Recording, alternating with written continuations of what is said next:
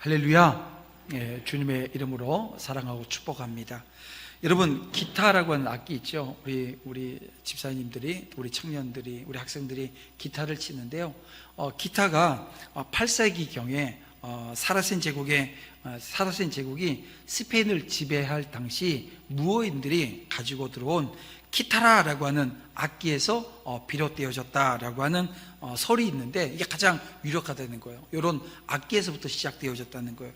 그런데 17세기에 이 기타라는 악기보다는 비우엘라라고 하는 악기로 이 기타가 불려졌습니다. 요 악기를 보세요. 이 악기를 보게 되어지면 지금의 기타 모양처럼 생기긴 했지만, 우리가 지금 여기도 악기들 있지 않습니까? 여기 있는 기타들처럼 팽팽한 줄을 가지고 있지는 않은 것처럼 보여요. 느슨한 줄입니다. 그러니까 이 느슨한 줄로 연주하는 악기 소리를 들어보게 되어지면 그런 모습을 보게 되어집니다. 훨씬 더 부드러워요. 그리고 풍성한 것을 우리가 보게 되어집니다. 제가 왜 이 말씀을 드리냐면, 오늘 우리가 살아가고 있는 이 시대를 대변할 수 있는 말 한마디가 있다고 한다면 긴장감이라고 하는 것입니다.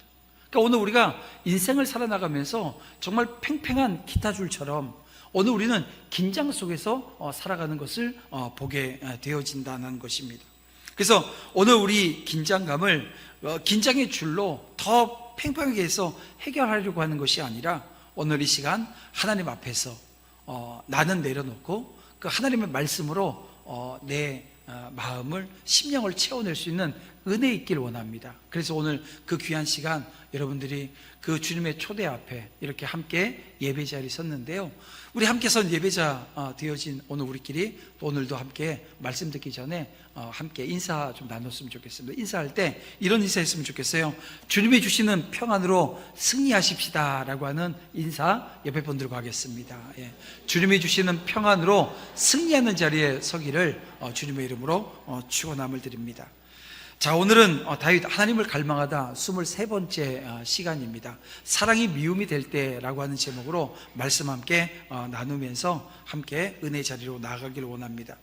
여러분, 조금 전에도 말씀드렸지만 이 대부분은 삶의 줄이 팽팽하게 이렇게 당겨진 상태로 살아가게 되어져요. 왜 그럴까? 이렇게 보게 되어지면 환경이 그렇게 만들어 놓습니다. 환경이 삶의 그 줄을 팽팽하게 당긴 상태로 살아갈 것을 요구합니다. 근데 이럴 때일수록 긴장의 줄을 푸는 방법, 여러분, 이게 중요한 거예요. 어떤 방법이 우리 가운데 있을까요? 여러 가지가 있겠죠. 저는 지난 주 휴가였는데 광주에 내려갔어요. 경기도 광주가 전라도 광주에. 그리고 우리 낙도 선교하시는 이정아 선교사님도 가서 뵙고, 또 섬에 들어가서 우리 내년 사역할 곳도 좀 한번 돌아보고 하는 시간들을 가졌는데요. 거기 간 이유가 뭐냐면, 저녁에 광주에서 그 챔피언스 필드라고 하는 야구장이 있어요. 거기서 기아하고 LG하고 야구를 해요. 그래서 화요일날 저녁에 가서 아주 크게 졌어요. 기아가 진 게 아니라 LG가 졌어요. 기분이 되게 안 좋았어요. 둘째 날 또 갔어요. 휴가니까 둘째 날 또 갔죠. 또 갔더니 둘째 날은 이겼어요. 아주 간신히 이겼어요. 그리고 마마클럽 어머니 기도회가 목요일날 있어서 올라왔습니다. 새벽에 도착을 했어요. 광주가 원체 기니까요, 머니까 그랬습니다. 그러니까 그런 그 야구를 본다든지 체육 활동을 한다든지 운동을 하는 것으로 긴장의 끈을 놓을 수도 있겠죠. 그런데 가장 중요한 건 그건 일시적인 거라는 거예요. 오늘 우리가 긴장의 끈을 놓으면서 오늘 우리 마음의 평정심을 유지할 수 있는 방법 중에 하나는, 가장 확실한 방법은 좀 전에 우리가 인사 나누었듯이 예수님이 주시는 평안이에요. 그 평안으로 오늘 우리의 삶의 자리를 리드해 나가는 거죠. 여러분, 이렇게 내가 근데 끈을 놓는다고 해가지고 확 나버리면 어떻게 되죠? 연주가 안 되는 거예요. 그래서 그 끈을 놓는 것도 균형 잡힌 모습이 우리 가운데 있어야 된다는 거예요. 자, 저는 오늘 본문의 말씀을 읽어나가면서 감정에 대한 생각을 좀 해보았습니다. 인간의 감정은 아주 민감한 균형을 요구하는 접시저울 같다는 생각을 해보게 되어집니다. 그래서 어느 쪽으로 치우치게 되어지면 급속히 무너지는 것, 그게 오늘 우리 인간이 가지고 있는 감정이라는 거예요. 여러분, 사랑이라고 하는 감정이 증오라고 하는 감정으로 바뀌는 것도 뭐 그렇게 오래 걸리지 않습니다. 특히나 그 사랑이라고 하는 것이 정욕이라고 하는 것에 불과할 경우에는 더더욱 쉽게 변하게 되어집니다. 추악한 욕망으로 비롯되어진 이 죄악은 마침내 실체가 드러나게 되어지고 더 심각한 죄로 번져나가는 모습을 보게 되어집니다. 오늘 본문이 그런 장면을 오늘 우리에게 보여주고 있어요.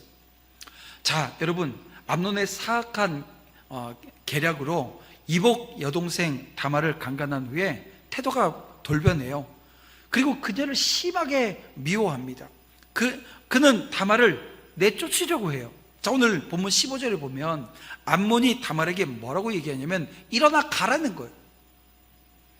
여러분, 이 말은 다말을 미워하는 마음을 지금 표현한 건데요. 여러분, 그가 다말과 동침한 이후에 곧바로 생겨난 것, 이 미움의 감정이 생겨난 게 틀림이 없다는 거예요. 조금 전까지만 해도 어떤 상태였습니까? 못 보면 보고 싶고 막 상사병이 나는 거예요. 그런 연애하던 감정이 이제 정욕이 채워진 후에는 미움으로 돌변해 버린 것입니다. 여러분, 이것은 암논의 다말에 대한 연애의 감정이 진정한 사랑이 아니었다라고 하는 것을 보여주는 거죠. 만일 암논이 다말을 진정으로 사랑했다고 한다면 정욕을 참지 못해서 이 동침한 후에라도 뭐 해야 되는 거예요? 자기의 잘못을 인정하고 용서를 구해야 돼요. 그리고 사랑을 고백하고 다말의 마음을 위로해 주는 게 맞아요. 그러나 그는 다말을 위로하기는커녕 어떻게 해요? 그녀를 자기 집에서 내쫓아버리는 모습을 우리에게 보여주고 있습니다. 무슨 얘기입니까? 그는 애초부터 다말을 사랑했던 게 아니라는 거예요. 단지 육체적인 정욕에 사로잡혀서 일시적으로 이 다말을 연애하였던 것입니다. 또한 이 다말이 암몬의 사랑이라고 하는 거, 이게 일시적인 뿐만이 아니라 비인격적인 것이었습니다. 진정한 사랑은 결코 비인격적이지 않습니다. 진정한 사랑은 상대를 무시하지 않는다는 거예요. 존중해 줍니다. 상대를 해하려고 하는 것보다 오히려 상대를 위해서 자기를 희생합니다. 그런데 암몬은 왕에게 요청해서 공식적으로 사랑을 이루자고 하는 이 다말의 요청까지 거부해요. 그리고 왕강이 거부하는 다말을 억지로 범합니다.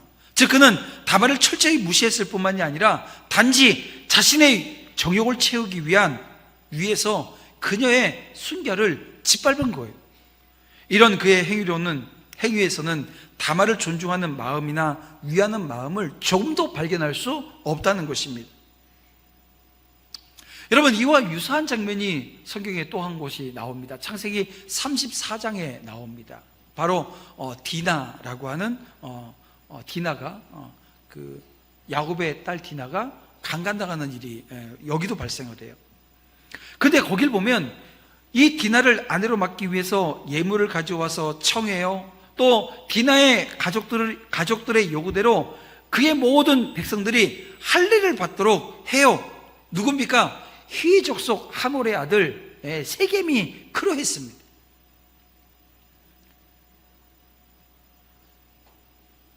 그러니까 지금 이 세겜이라고 하는 사람보다 오늘 암몬이 훨씬 더 나쁘고 못된 거예요.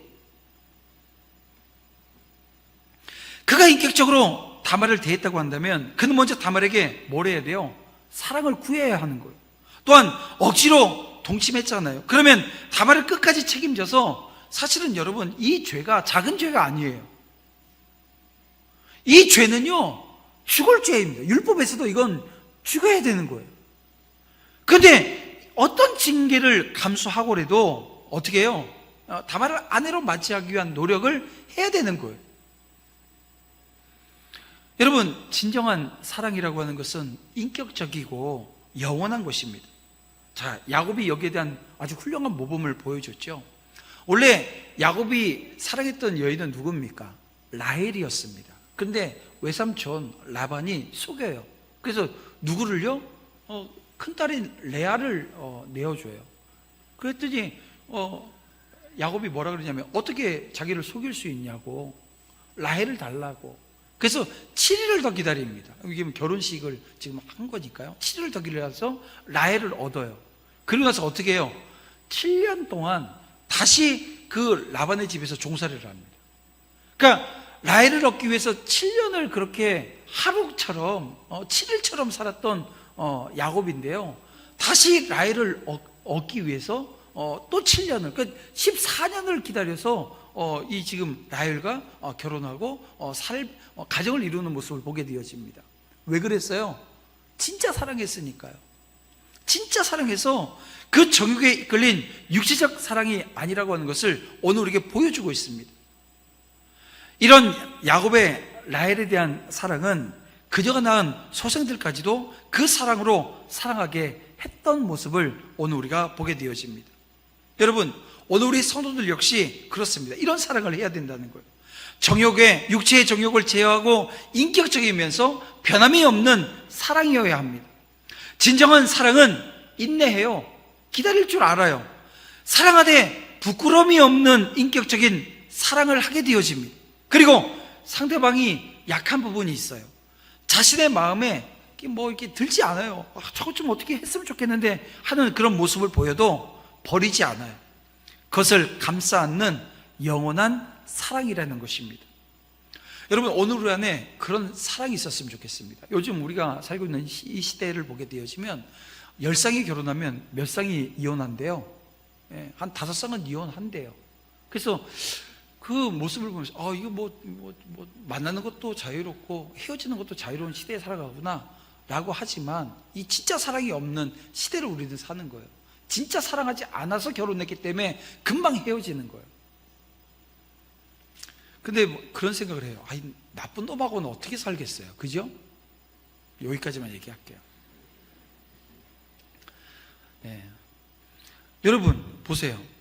당시 문화에서 여인이 이런 식으로 버림받으면 제대로 삶을 영위할 수 없던 시대가 바로 이 시대입니다. 그렇기 때문에 다말은 자신을 내어 쫓지 말아달라고 부탁하는 거예요. 이게 정말 거기서 살고 싶어서, 이 암몬하고 살고 싶어서가 아니에요. 그 이후의 삶의 자리라고 하는 것이 얼마나 비참했으면 지금 자기 내쫓지 말아달라고. 아니, 거기 바로 도망가고 싶고 나가고 싶은 공간 아니에요? 근데 지금 이 얘기를 하고 있는 거예요. 하지만 암몬은 사람을 시켜서 그녀를 끌어내요.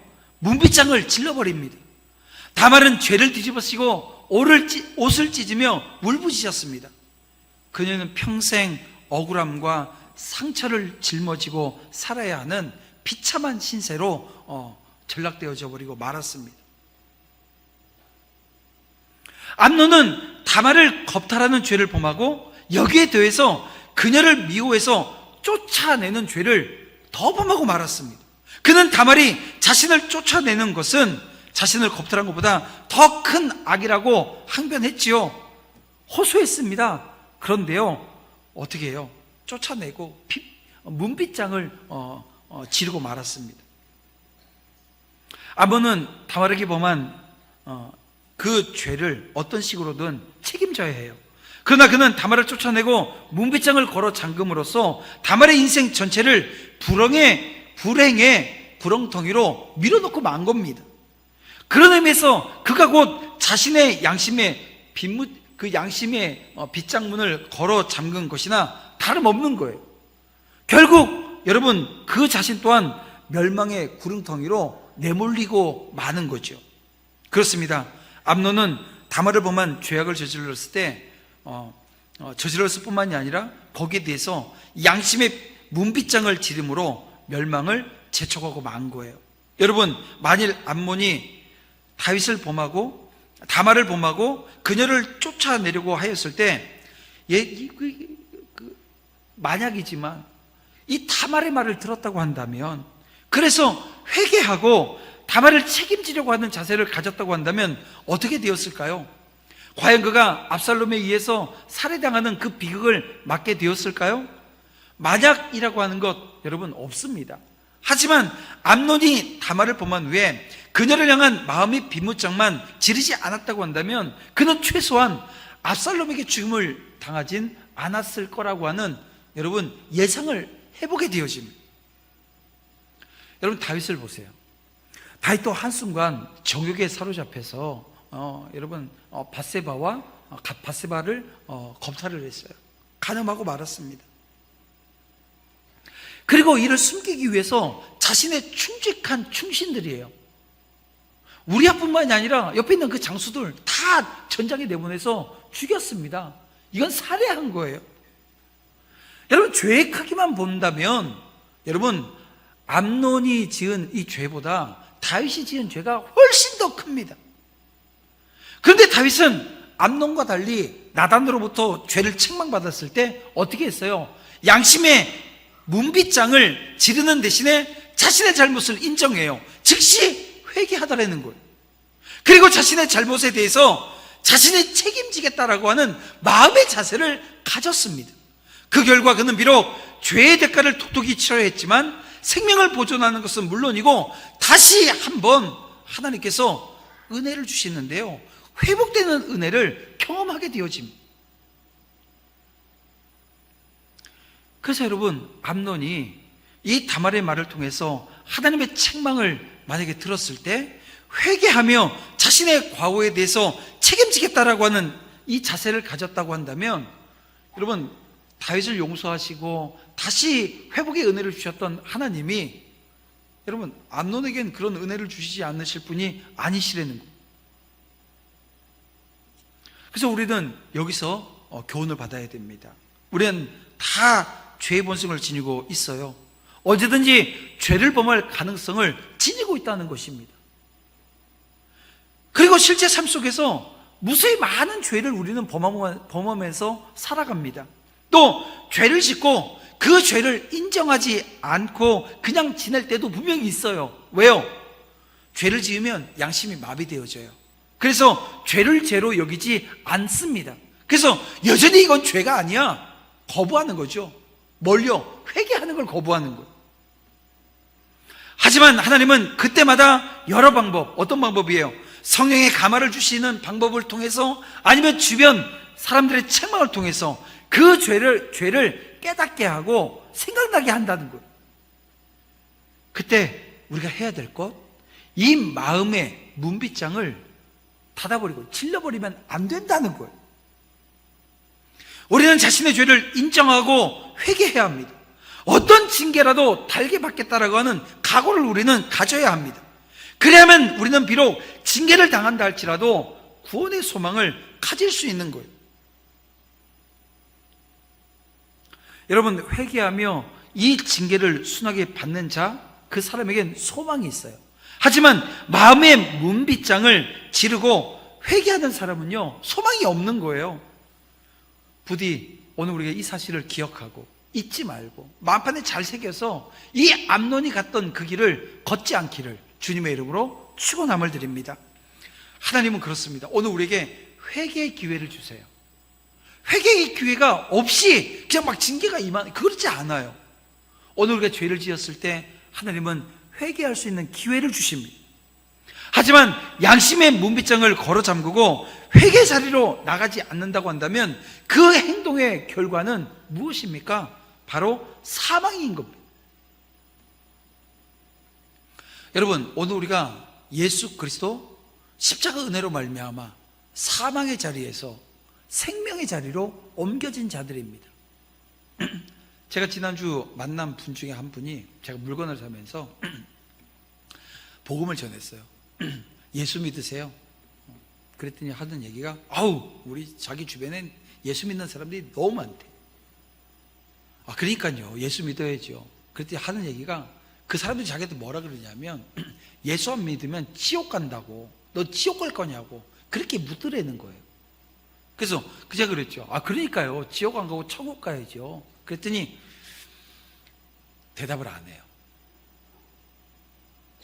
지옥 갈 거라고 하는 얘기를 해준 거예요. 누군가가 해줬나 봐요. 그런데 여전히 어떻게 하냐면 주변에 내 예수 믿는 사람들은 많지만, 교회 다니는 사람들은 많지만 나는 거기 가지 않겠다는 거예요. 여러분 그 모습이 오늘 우리 안에도 있을 수 있어요. 어떤 모습으로요? 죄를 회개해야 되는데 회개하는 것 자체, 회개의 말씀이 전해지고 또 오늘 본문같이 이 죄를 회개하지 않았을 때 어떤 결과가 오는지에 대한 말씀을 우리가 봤음에도 불구하고 여전히 그 자리에 서 있는 거예요. 여전히 돌이킴이 없는 거예요. 여전히 나와는 상관없는 말씀처럼 받고 있는 거예요. 반응을 하지 않는 거예요. 여러분, 오늘 우리는 말씀 앞에 반응하는 신앙의 자리에 서시기를 주님의 이름으로 축원함을 드립니다. 하나님 주신 은혜는 거기서 흐르는 거예요. 자, 오늘 계속해서 말씀 볼게요. 압살롬이 이제 다말을 위로하는 내용이 나옵니다. 그런데요, 그 위로의 말이 석연치 않은 부분이 너무 많아요. 우리 20절 말씀을 볼게요. 여기 보면 이렇게 얘기합니다. 그는 내 오라버니이니 누이야, 지금은 잠잠히 있고 이것으로 말미암아 근심하지 말라. 아니, 이게 지금 오빠가 이 지금 동생한테, 이 지금 큰 상처를 받는 동생한테 할 말입니까? 아니, 이 말을 듣고 다말이 위로가 되어졌을까요? 여러분, 너무 어처구니 없습니다. 여러분, 압살롬은 분명 크게 분노했을 거예요. 근데 당장 나가서 일을 해결하려고 하지 않아요. 어쩌면 장자였던 암논에게 이 왕권을 계승받지 못하도록 할 수 있는, 야, 이거 어떻게 보면 계기가 되어줄 수 있겠다. 어떻게 보면 압살롬이 지금 이 자기 동생의 사건을 놓고 큰 그림을 지금 그리고 있는 것처럼 보입니다. 시간을 벌려고 하는 거죠. 자, 그런데 더 어처구니 없는 건 21절에 나옵니다. 자, 다윗도 암논이 범한 죄를 들어요. 심히 노했다고 21절에 기록합니다. 다윗이 이 모든 일을 듣고 심히 노하니라. 여러분, 생각해 보세요. 암논의 범죄를 듣고 노하지 않을 사람 어디 있습니까? 여러분, 이 암논이 범한 이 죄를 보면서 여러분 화나지요? 뭐 남자니까 그럴 수 있어, 이런 분 계세요? 회개하세요. 만약 그런 마음이 있으면 회개하셔야 됩니다. 여러분, 오늘 우리가 이 장면을 보면서 누구든지 다 분노하게 되어집니다. 화가 난다는 거예요. 여러분, 이것은 지극히 당연한 것입니다. 근데 문제는 뭐냐면 다윗이 뭘 했냐면 분노하고 말았어요. 아무것도 하지 않아요. 화내고 만 거예요. 아유, 이놈 새끼 하고 끝낸 거예요. 여러분, 다윗은 암논의 범죄에 대해서 분노하기는 했지만 더 이상 아무런 조치를 취하지 않습니다. 마땅히 율법에 따라서 암논을 징계하는 게 맞아요. 하지만 그는 그렇게 하지 않아요. 여러분, 아까도 말씀드렸지만 율법에 의하면 암논이 범한 죄는요, 어떤 죄예요? 사형에 해당하는 죄입니다. 이런 중죄를 범한 암논에 대해서 다윗이 아무런 징계를 내리지 않습니다. 물론 이 다윗이 암논에게 징계를 하지 않는 이유가 어디 있을까 생각해 보면 몇 가지가 있어요. 여러분, 우선 그는 장자였잖아요, 암논이. 그러니까는 장자를 사랑하는 마음 때문에, 아끼기 때문에 이걸 지금 그 아끼는 아들의 그런 치부가 드러나는 것 원하지 않아서 그랬을 수도 있을 거예요. 또 왕가의 명예를 지키기 위해서 이 다윗의 자존심 때문에 그랬다고도 볼 수 있겠지요. 또 과거 자신의 죄로 인해서 그와 유사한 죄를 지은 이 암논, 내가 그를 징계할 권위가 있나? 없다고 판단했을 수도 있을 거예요. 근데 여러분, 어떤 이유로든 암논을 징계하지 않는 것, 이건 큰 잘못입니다. 그것은 공의를 실현하고 나라의 기능을 세워야 될 왕으로서 책임을 다하지 않는 것뿐만이 아니라 암논으로 하여금 뭘 빼앗은 거예요? 회개할 수 있는 기회를 빼앗아 버리는 거예요. 어떻게 보면 이 지금 압살롬에 의해서 암논이 살해당하는 이 과정 중에 가장 큰 역할을 한 사람이 누구냐 보게 되어지면 다윗이라는 거예요. 여러분, 암논의 죽음에 다윗의 책임이 크지 않다, 여러분, 이렇게 얘기할 수 없다는 것입니다. 그렇습니다. 다윗은 자녀의 잘못을 그대로 방관했을 뿐만이 아니라 자녀를 망하게 한 거예요. 여러분, 이토록 이 부모의 역할이라고 하는 것은 여러분 작은 게 아닙니다. 여러분, 아주 좋은 예가 또 하나 있어요. 우리 엘리 제사장 아시죠? 이 엘리 제사장의 두 아들이 있었습니다. 홈리와 비느하스라고 하는 아들이 있었는데요, 악을 행했다라고 하는 소식을 엘리 제사장이 들어요. 그런데 아무 조치를 취하지 않아요. 그 결과 그의 아들이 하나님의 심판을 받아 죽어요.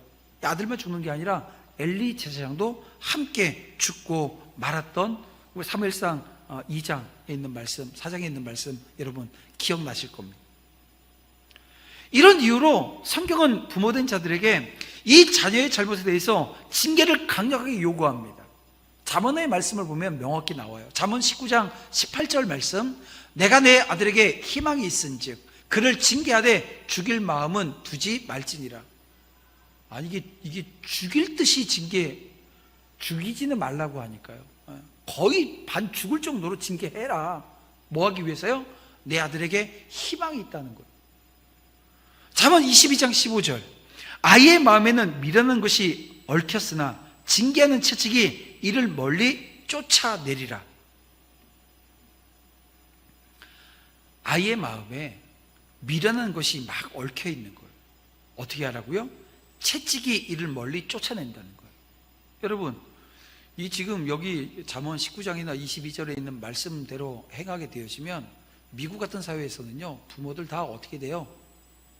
경찰 입건되어집니다. 구속까지 당하는 경우들이 있다고 하잖아요. 근데 성경은 여러분 뭐예요? 정확하게 자녀들이 잘못하고 실수하게 되어지면 그 잘못과 실수의 자리에서, 이 죄의 자리에서 빠져나오게끔 하기 위해서 징계하라고 말씀하고 있습니다. 부모된 성도들은 자녀들이 잘못을 범했을 때 어떻게 해요? 근실히 징계해야 된다고 말씀하고 있는 거예요. 여러분, 오늘날 성도 중에 자녀에 대한 무분별한 사랑으로 자녀들이 잘못을 범해도 그냥 묵인해요. 넘어가는 사람들이 있습니다. 특히 그런 경향은 자녀들을 하나둘만 낳으면서 더욱 심해지는 것 아닌가 이런 생각을 해요. 그리고 이 부모들 중에 지금 안본이 했던 요 짓을 용인해주는, 뭐냐면 아이를 임신을 해가지고 처녀가 왔는데 혼수라고, 혼수가 없어서 그걸 혼수라고 얘기를 합니까? 여러분, 우리가 예수 믿으면서 정말 진짜 쓰지 않아야 될 단어들, 생각들 다 버려버려야 됩니다. 여러분, 오늘 우리 안에 여러분 이 모습이 있게 되어지면 큰일 나는 거예요. 그래서 그런 자녀들이 있으면 어떻게 돼요? 정확히 징계하고 혼내고 하는 과정이 있어야 됩니다. 여러분, 이 분명한 오늘 우리 말씀 앞에 선 오늘 저와 여러분의 모습이 여러분 어떠해야 되는지 여러분 다시 한번 세움받기를 원합니다. 우리는 혼탁한 시대, 우리 자녀들이 정말 바르게 살 수 있도록 지도하는 역할을 해야 합니다.